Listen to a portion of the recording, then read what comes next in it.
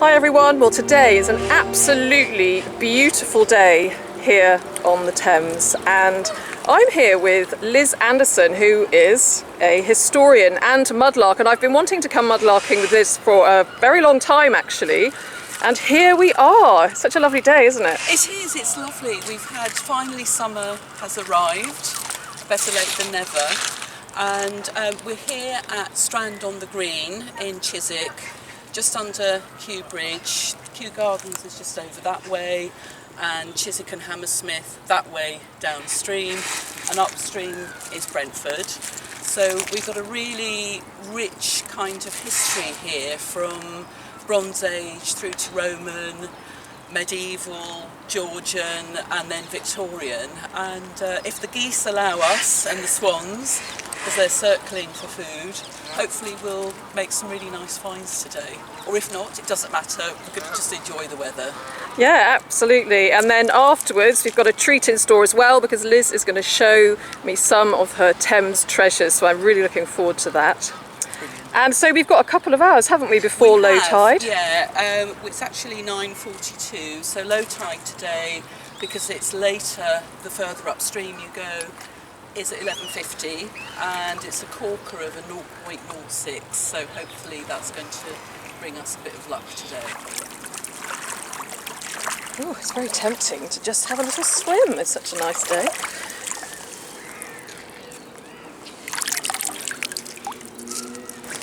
What have you got there, Liz? So I just found this metal object with a number 15 on, so I don't know what that might be, whether it's... It obviously had some meaning at some point. It doesn't look particularly old. It looks sort of, I don't know, stainless steel or something, but anything with a number on. I like it. I love numbers. Yeah, I like a metal that's stamped with anything, really. Yeah. I mean, it's lovely to find a name, and then you can do some research. I mean, it may be something to do with the boats and the barges off here. Yeah. Possibly, because you do get lots of bits and pieces that drop off from them. But, you know, I'll... Yeah, keep it. Keep it, and you never know, we might find out what it is. Yeah, number 15. Look, Liz, see? That's brilliant. Is there anything on it? There isn't. It looks like an older one, Yeah. so a 1700s pipe by the looks of it. But, well, you know, that's promising, isn't it? It is, and that'll be from the period when this area suddenly became very fashionable, because George III had his palace at Kew Gardens, and suddenly, you know, Kew Bridge had been built a little bit before then, but suddenly people were flocking to this area to live, and you had the building of the wharves and the river steps and all of the industry that came with it. So that could have come from the pipe of somebody who was working here at that time. Oh, excellent. So it's a lovely connection. Yes, it was. And now, who did George III live with in his palace again? It was Queen Charlotte. Queen Charlotte. And numerous children. Don't quote me on how many, but obviously there's lots of children. That's a good start. For Excellent, right. A little mudlarking rat. Now there's a nice piece of metal here, which I'm going to take home and use in one way or another. I think that will look really good when it's cleaned up. Stay tuned to see what I can do with that. The ancient padlock. Oh yes. Made of brass, bronze, but not Bronze Age. I hazarding a guess it's come off one of the barges. There we go, there's no name on it, but it's beautifully, I love those rivets. It is, it's always nice to find a padlock. That's a solid, chunky bit of that certainly is. equipment, That's a serious isn't it? padlock, Yeah. that is. It looks like it's been wrenched off as well. Maybe somebody was trying to break into something, so they pulled a little bit too forcefully and off it came.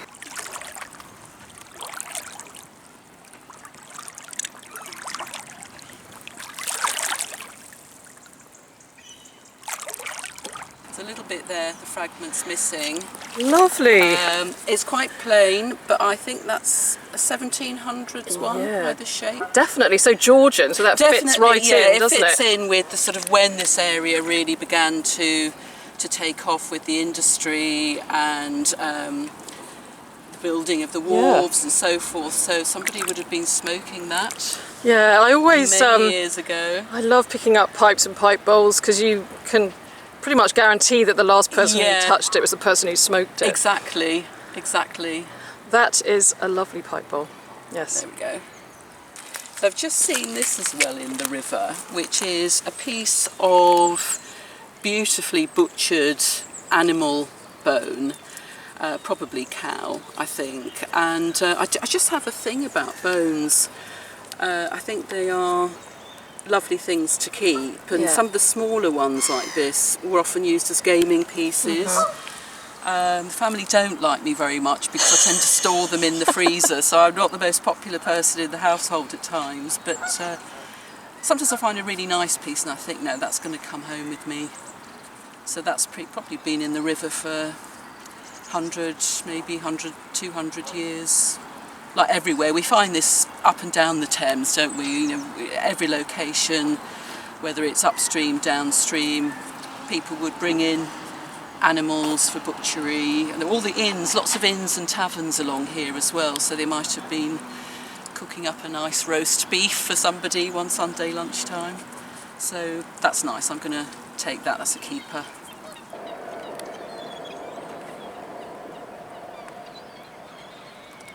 The absolute number one find for me would be a flint tool, and this is a good place really to look for them anywhere southwest London way, but it's that kind of identifying them is still something that I find really hard to do, just that shape. And I think I've got flint tool blindness actually. I found so many that I've thought were, but they are. Oh my goodness. Something we said? Something we said, we've upset them. And there are some good Instagram accounts where people find them and post them. So I think one that I'll give a shout out to is South London Lark. South London Lark. South London Lark, who post lovely little mini videos of flint tools and how to identify them and what they look like and so on. So you just have to get your eye in. And you know, once you've found one, apparently, you find a lot, but I haven't even found one yet, so fingers crossed. Yeah, great. Well, I am going to go and have a look at South London Lark because I definitely need a flint lesson, and I've just noticed I've got a little... Oh, it's a snail. I thought it was a leech on my arm for a minute. Being attacked by the river life.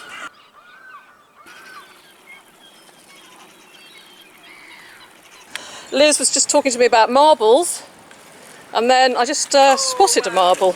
It's a nice clear marble, look. I don't know if it's very old or not, but it's always nice to find a marble, isn't it? Yeah, it's a bit of blue, isn't there? Yes. Turquoise blue. Let's hold it up to the light. Where's the sun? Get that marble in the sun shot. There, look at that. How pretty is that? Gorgeous. So we're just coming up to a very beautiful Georgian bit of Strand on the green. And this is really, these are buildings that became fashionable really when George III had his summer place at Kew Palace, and so the gentry moved locally to be near him, and you had the beginnings of the buildings of the homes in the classic Georgian style, the symmetry and the shape and proportions. So it's very pretty and also very prone to flooding because they had to build flood defences here, because when there's a spring tide twice a year without the defences, the houses would have flooded because it comes up very, very high. In fact, sometimes even now, you can see a lot of the local pubs. There's 3 pubs along here, which do show, the water sort of rising quite high when it's a spring tide. So I've had to do a lot of shoring up here to protect the people who live along the embankment. Oh, I've just seen down here some kind of name plaque, I think, or it could be a registration plate. A car, I don't know. See it just down here? Let me get out of the shadow. There we are, look. Let's have a look at this. Oh, this is quite nice. Let me show Liz. Look at this, Liz. Look at that. Isn't that beautiful? You've got to get a photo of this. Look. Oh, that is amazing. That is absolutely beautiful. I have to say, I think that is my find of the day. Kennedy. Now, what did that come from? A boat or something? I think a boat, it must have done. Well, what do you reckon, Liz? I think it's absolutely stunning. My theory is that may have come off a train because we're not too far from the railway bridge over there, so it's possible that there might be some link to that. Either that or a boat or a barge, but my money's on a train. I'm absolutely thrilled with that. Well, if we've got any train experts out there, let us know. It's in such brilliant condition and that colour is gorgeous. Isn't it beautiful? And there's a nice little spot here. I'm going to get my snorkel on and go down there and have a little explore. The river's being good to us today.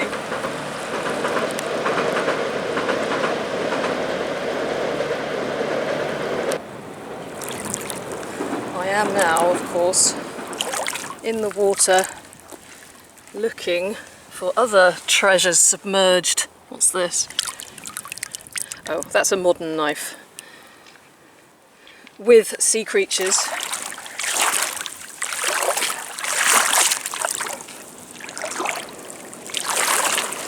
It's an old saucepan. And there's a train. So I wonder where my plaque came from. And does it have a link to President Kennedy? So here we've got Johann Zoffany's house.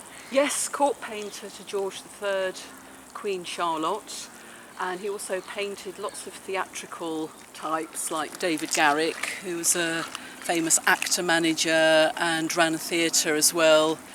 All the great and good of that time were painted by Zoffany, who was sort of one of the, it's a bit like going to David Bailey to get photos done, so he was definitely the go-to person for portraits during that time. So that was the house he lived in and the house that he died in.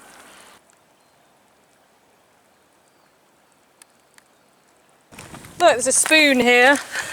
I don't know if it's old. Oh no, but do you know what it is? It's an apostle spoon. Oh! Isn't that great? Look at that. Fabulous! Yeah, it's funny because I found one of these the other day, that's and beautiful. they used to obviously come in sets. And some of them had the different apostles on the top. Yes, yeah, there'd be 12, wouldn't there? Yeah, that's right, but yeah. Sometimes, very rarely, there would be one with Judas on as well. But they were given as christening gifts, but they date right back to the 1400s. Obviously, this one's more likely to be Victorian, Georgian. Yeah. But look at that. There is our little apostle. Oh, fabulous. There, looking a little bit worse for wear. Gorgeous. Great find. Lovely. So I've just spotted a vulcanite, the first vulcanite bottle stopper of the morning. It's a plain one. Lovely. But it's intact. Yes, it is. There we go. I do love a good vulcanite bottle stopper. It's got an S on it. Oh, it's got an S on Yes, it. Oh, just that's an S. S. Yeah. Yeah. That's a nice one, isn't it? In very good condition. Wonder what the S stands for, so we'll be able to do a bit of research on that. Sunshine. This is what? This island? This is called Oliver's Island, and it's rumoured to be the place where Oliver Cromwell hid when his reign of terror, or as some people would describe it, or term in office, when England was a republic. And it's thought that he hid here and then went across to the Bull Inn, which is just over there on the embankment, and had military meetings with his soldiers and generals. But of course, as with a lot of these stories, there isn't a shred of evidence to support it. So it's a lovely tale, and he was quite a grumpy soul, but I don't think he ever made it to the island to hide. But it would be a good hiding place, actually. Now this is really interesting because it says war grade, but it doesn't have the hollowed out thing that you normally associate with war grade.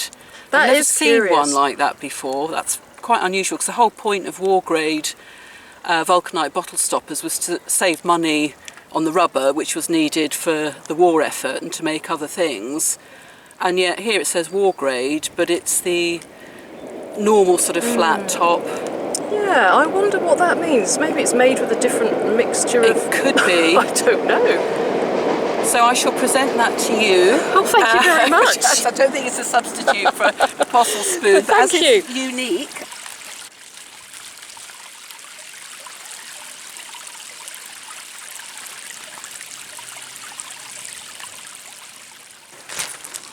Oh, that's a nice one. That's a pretty one. It's a tiny one. Oh yeah, that's nice. Isn't it? Just down there. Need to hold it up to the sun. Get that nice marble in the sun shot. Looks like a little bit of what could be Best of old. Best of old. Oh, that's lovely. That's the rim.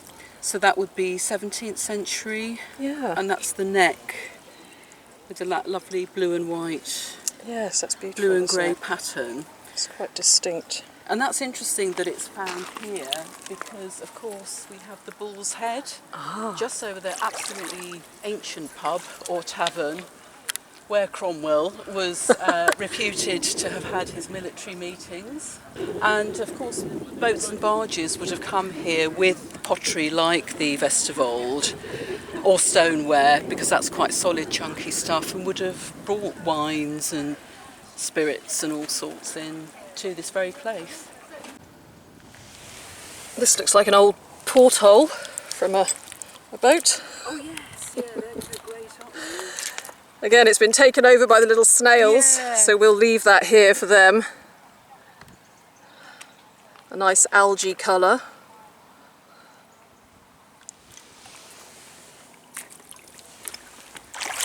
I love the fact that it's so clear here that you can see lots of things, including little flatfish that keep scooting around under my feet. Very relaxing, wading in the river. I would suggest it to anybody.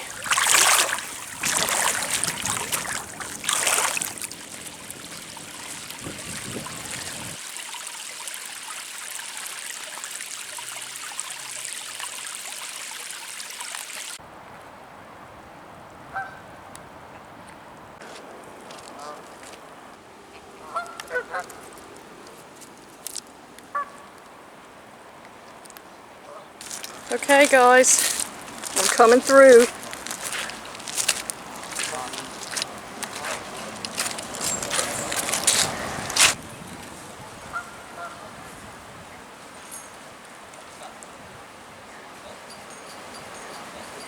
And then what I found on previous occasions here, Let's have a look this at is my gorgeous crystal, Swarovski crystal Ganesh or Ganesha, which is a Hindu deity, and it's the god of removing obstacles and new beginnings. Yes, I love meeting Ganesh. And one of his hands is missing and there's a bit of a bashed there. Normally I don't take these off the foreshore unless they're plastic. This one was a bit bashed and he was a bit special. May I have a look? I'm going to have to hold him up to the light because he's so sparkly. Rainbow colours. Isn't that pretty? Look at him.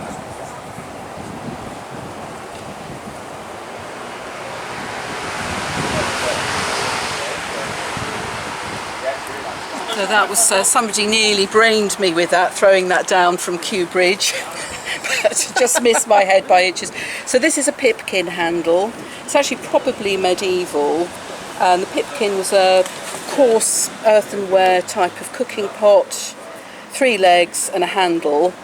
And medieval and post-medieval ones had a hole in there for the stick would go in, and you'd lift it off the ashes and the coals it was cooking.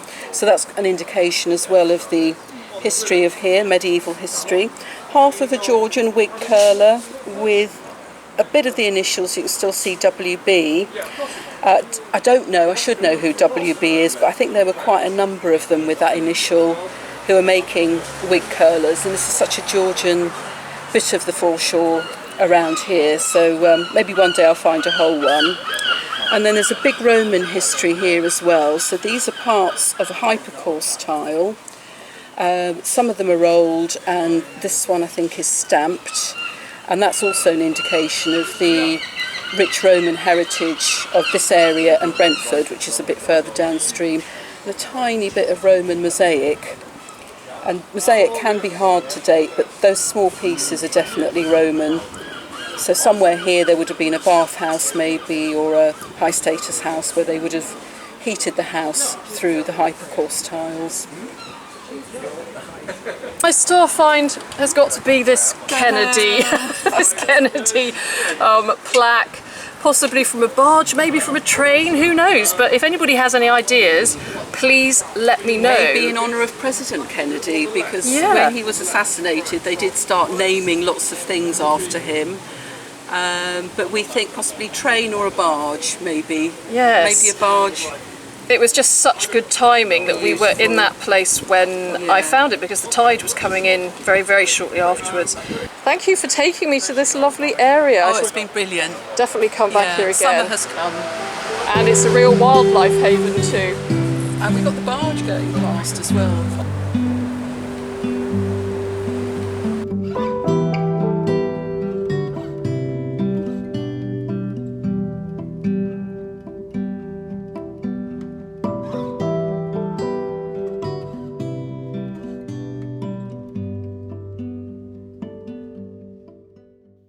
Hi everyone, thank you very much for watching. I hope you enjoyed that little excursion along the river at Strand on the Green as much as I did. It was like being on a little bit of a summer holiday. It's somewhere that I've never been before, and the sun was shining, and just wandering along through the river, it was so relaxing, and it was great to spend the day with Liz and to learn so much about the local history and find some great things at the same time. Now, if you stick around, Liz is going to be showing us some of her amazing mudlark treasures that she has arranged in her fantastic Victorian lepidopterist cabinet. And I'm actually going to show you Liz's card, which I have here. And you may wish to follow Liz's blog. It's a really informative blog. It's a Mudlark's Diary at wordpress.com. And she's also on Instagram, and you can see all the pictures there of the things that she's found in situ on the Thames foreshore. You can also follow her on Twitter, and she's well worth a follow because she finds some absolutely brilliant things, and she's also full of fantastic knowledge. So do stick around and watch her as she shows me her amazing Thames finds. Now, I just wanted to draw on your combined knowledge and get your opinions on something. I would like to know where this comes from. Now, we have a couple of theories. One of Liz's Instagram followers suggested that it could come from a boat which was made in 2007 by Amber Boats. And this boat is registered on the Thames and it's called Kennedy. There's no photo of it, unfortunately. It's a motorboat, and I do have the details of how long it is, etc. I'll put them up on the screen. But we can't see a photo. I can't find anything to do with it, to be honest. So who knows? Does it come from that boat? Now, also, in the area where I found this, there is what is known as a gridiron, which is where boats can sit whilst you do some work on them, a little bit like a dry dock at low tide.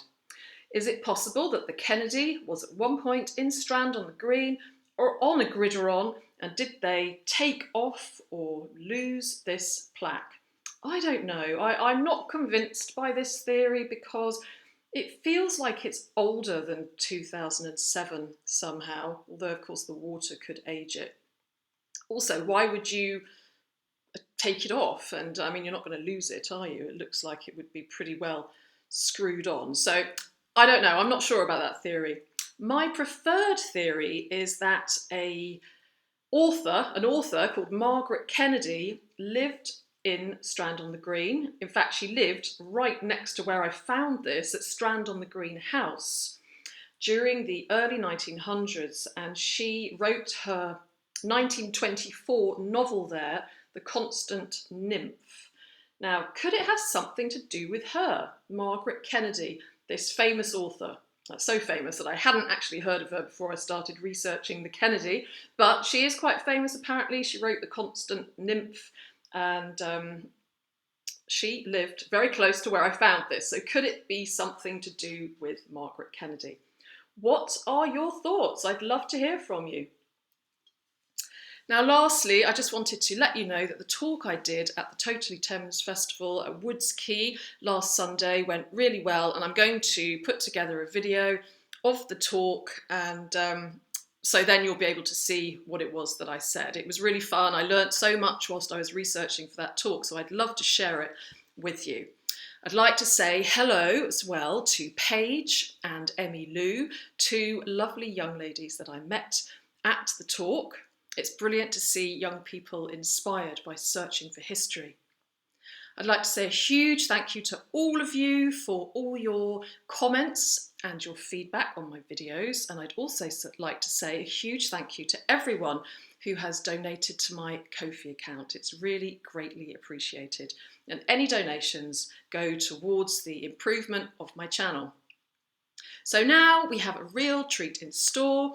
Liz Anderson is going to show us some of her mudlarked treasures in her cabinet. I hope you enjoy it, and I'm really looking forward to seeing you again very soon. Bye-bye. So this is my pride and joy. It's my lockdown project. It's actually perfect for mudlarking finds, which I've got arranged in all different drawers. I haven't got as many pipes as the queen of the clay pipe collections with me, but these are my sort of best ones. That is a wonderful collection, and I love the way you put them really pleased in with sort them. of date. Yeah, that what's useful about this is that you can put them in, you know, the oldest ones first, and then going up to the 1700s, and then the more decorative ones, which were from, you know, the Victorian era and through to modern times. And some of them are just broken bits of stem, but I've got the beginnings of writing on them. This one is probably my favourite. It's a fish. Oh, I love that. And the detail on it is incredible. You know, the scales on the tail. That's really beautiful. And I think it's a salmon hiding in reeds at the bottom of a river, because you can see the reeds there, and you can see its eye. I've never seen one like that. That's lovely. And a bit of a mystery, because I found this recently. It's only half, but it's got a cartouche of a stag. Oh, that's good. That's beautiful. And nobody knows what that is. Somebody suggested to do with the foresters. So I've emailed the clay pipe collective, so I'm hoping that they'll be able to give me a little bit of background to that, but they didn't know what it was initially either. So my fifth favourite find ever is this, which is a Roman knit comb, or rather a fragment of Roman knit comb. It's incomplete, but it's brilliant because in all likelihood, in amongst the dried mud are actually Roman knits. Oh my gosh, there. Gladiator fleas. Gladiator fleas, a bit like when they found the Mary Rose and they pulled her out of the Solent. They found loads and loads of knit combs, not dissimilar, but still with knits in the mud. So it's more than likely that there are knits still in there. And it's made of boxwood, of a single piece of boxwood. And they differ from other knit combs in that you've got quite a raised section in the middle. They're not flat like this one, the later knit combs, are made of bone and they're quite flat, and this is more modern. So this one's quite raised, and that end was for combing out the knits, and that was for combing the hair.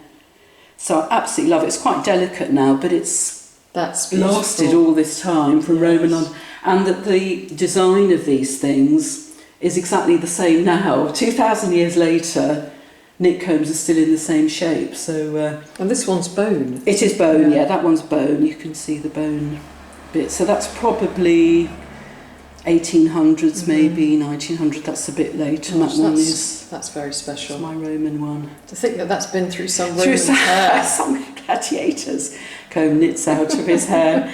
I do love that. I love these sorts of finds. They're definitely my favourite.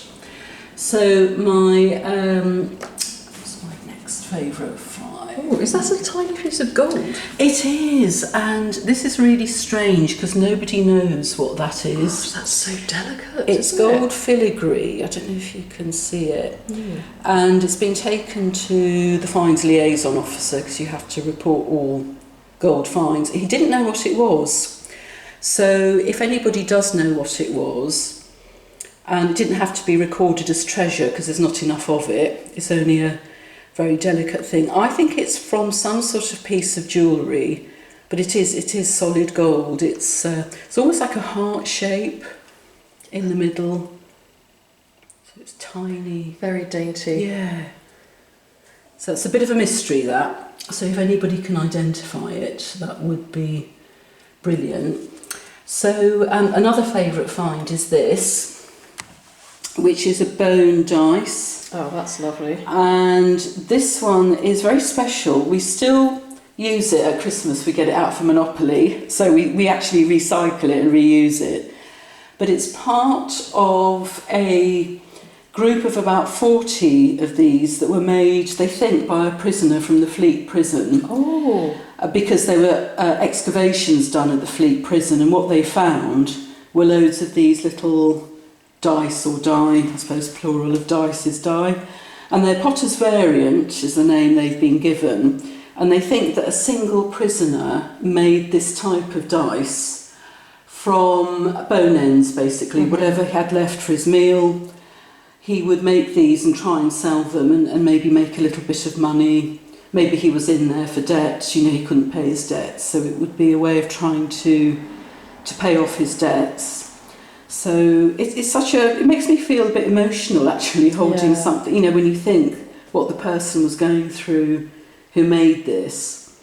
But it's a lovely little find. That's very special too. So that's that one.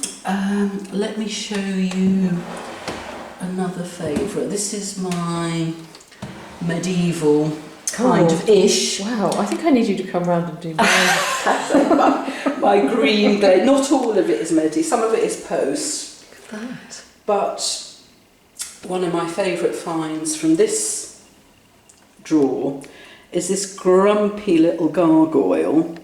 Can you see him? Yes. His torso. You can even see the fingers of his hand there. And he's clutching his privates. So it's the torso, hands. His head's become a bit squashed over the years. And he's made from coarse border wear. Got a little bit of green glaze still left on him, so he was covered in green glaze. And he's one of those anthropomorphic figures that you get on the pottery at the time. They loved faces and gurning faces and jokey faces.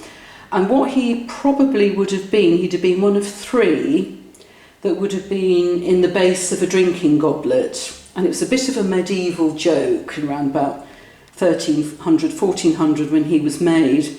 And as you drank down, you saw him and his little chums at the bottom of the drinking cup. And that was the joke. So he's one of a trio probably, as he's my little grumpy medieval gargoyle. When I saw him on the foreshore, I actually thought he was a dead frog. And I nearly didn't pick him up. But luckily, the rule always of mudlarking is if you're not sure something is, go over and have a look and pick it up, because you never know what you might find. So some more favourite finds. Oh my gosh, so exciting. And this is what I found recently that we were chatting about earlier. So that's my Royal Fusiliers City of London Regiment cap badge. And it's made of brass, copper alloy. You've got the crest, the Onissois qui m'a lu pense around the side and the flame at the top. And a mudlark that I was chatting to on the foreshore when I found it, his grandfather was in the Royal Fusiliers, and he told me the story of how possibly it ended up in the river, which is a little bit raunchy, but the soldiers, when they were on leave, would go down to the South Bank and Bankside for the women, for the ladies, take their girlfriends down, and probably, you know, impassioned by the embankment wall, the cap would blow off straight into the river. And that's probably how, you know, this cap badge was lost in a moment of wild sex. And then, of course, the soldier would go back to barracks and have to explain to the sergeant why his cap was missing. So that's possibly the story, That's a great story of how that got in the river. I don't know, it might not be, but the flames of passion. the flames of passion. And so I've got some buckles. I do pick up bits of tat that, not quite sure what they are, but I just love the feel of them. So this was my Woolwich Tag with a 45 on. Oh, that's nice. So I'm not quite sure. I think you were saying that you thought it was to do with military. Well, it probably Possibly. could be a tag for a tool that they would Toolbox, take yeah. and then have to replace the tool and get the tag back, or something like that. So I've got a thing about keys, and I pick up keys, and this one, which I haven't recorded yet, is probably my oldest, and it's been suggested it might be 15th, 16th century. You can see how old that bit is there. And I found it in the river, just wondering whether somebody was crossing on a wherry. It looks like it might belong to a jewellery box, or a, you know, perhaps not a door, but a small trinket box or something like that. Maybe dropped it straight into the river when they were crossing. And as we all know, when we lose keys, how cross we get, and how frustrating when your car keys fall down the drain.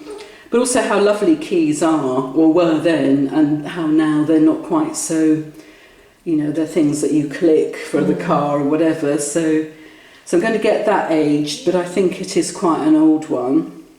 So you wonder what secrets that Yes, there's a lovely collection of keys there. So yeah, some of them are not that old, but I just love my keys. I think probably my favourite find, if I had to say, is this, which is a bell. Oh. And it's still got the pip in it.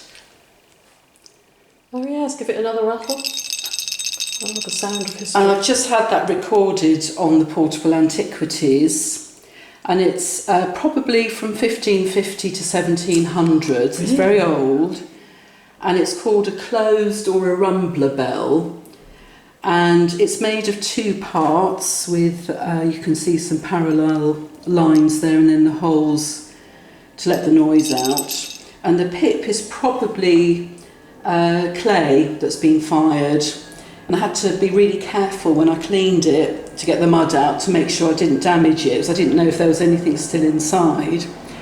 And the lovely thing is that that's likely to be a hawking bell. Oh. So it may have been a hawk that escaped and dropped its bell as it flew for freedom, or possibly part of a hunting dog's harness. So it's not a horse bell because it's too small. It's not a crotal bell, but it's a smaller rumbler bell, and that's literally the sound of the past. It is, isn't it? Gosh. So that's I think probably my favourite find. It's difficult to choose one, but that would be one. Yeah, one of the favourites. yeah.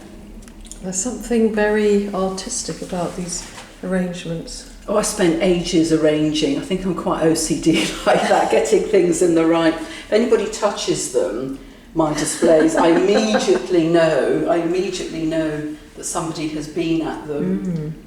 Oh, there's some real treasures in there. Oh, that's your chainmail, isn't it? Yes, now that is also quite an old piece. That's probably 16th century, and that's recorded as well on the Portable Antiquities scheme. It's quite a big chunk, and it's probably more decorative. It's probably the bit that's on the shoulder or upper arms rather than covering the main part of the body, which would have been thicker. But it's incredibly made. I mean, it's wedge riveted, soldered together, and it's quite a nice chunk of it. So this is my tokens and coins found in the Thames, of which there isn't a massive amount because I mudlark by eye, and so I don't find these a lot, but when I do, it's lovely. And some favourite ones from here are a Billingsgate Fish Porter's token, E. Kelsall and Sons, and that's from about 1913, with the overstamped K and 3 shillings there. So that was to the value of 3 shillings. And that's a lovely find because I actually found it not far from where old Billingsgate would have been. And then this is one of my favourite tokens, which I found just before lockdown. And it was actually one of the last times I went to the river before everything was closed. It's not gold. I know it looks like gold, and I thought it was, but it's copper, brass copper alloy. And it's a ship's penny token from about 1550, minted by the Schulters brothers. So it's one of the Nuremberg tokens. A lot of people have heard of the Crowwinkles. So there was the Crowwinkles and the Schulters. And you've got fleur-de-lis in there, which makes people think it's French, but it's not French. And then on the other side, you've got a French galleon in sail, or the image of one. Well, these are my pins and my buttons. Look at those big pins. I found quite a few. All the laced shapes there. Shapes, buttons, laced shapes. Amazingly huge pins. That's the biggest pin I've ever found. And these ones are Tudor ones. They're slightly different. They are oblate. So you've got 2 little hemispheres soldered together, which gives you that sort of shape. So they were worn a lot in Tudor times, but probably a bit later as well, up until about 1700. And I found all 3 of those. They're all the same in the same spot, which is weird when that happens, isn't it, sometimes? This is my tiles, little bits of tile. Probably things that some people might have left behind, but I just love. This is one of my favourite bits of pen tile, medieval one. It's a flower. You can see the petals there. So that would have graced the floor of some high status building overlooking the Thames. And these are some Delft tiles. I love this one because it's got the faces of 2 men.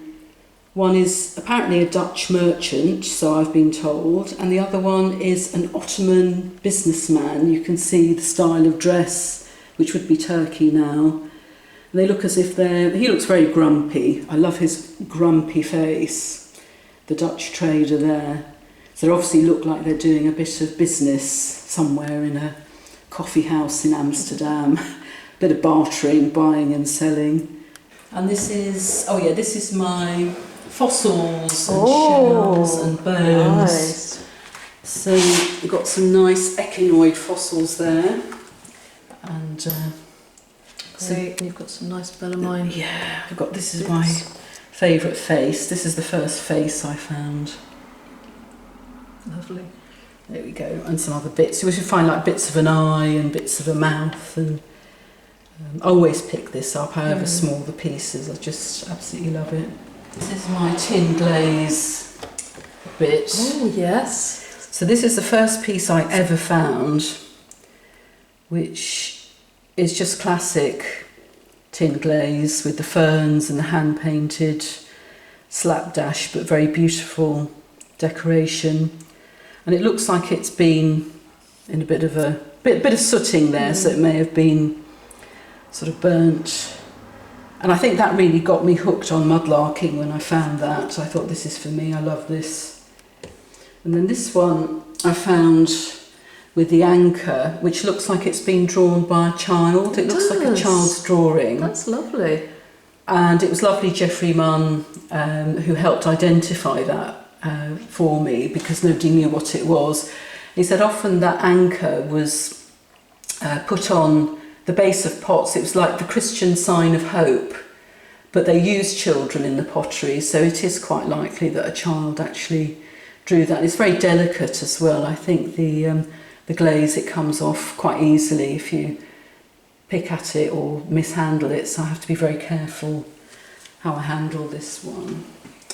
I call this my Bakewell Tart drawer because it sort of looks like Kipling cakes, and all the design in all different pieces, all the crimped edges, and every single piece is different. This is classic pub tavern dishes, weren't they? Which is probably why we find so much of it on the foreshore, because it smashes and breaks and they just chuck it into the river. Oh, things with lovely sort of flowers, or pretty kind of like the doves in the willow pattern, and a few little finials which are the tops of coffee pots. These two are probably Georgian period. I found that one, I thought it was an eye. It does look like an eye, doesn't it? It's a bit alarming. That one's a bit more modern.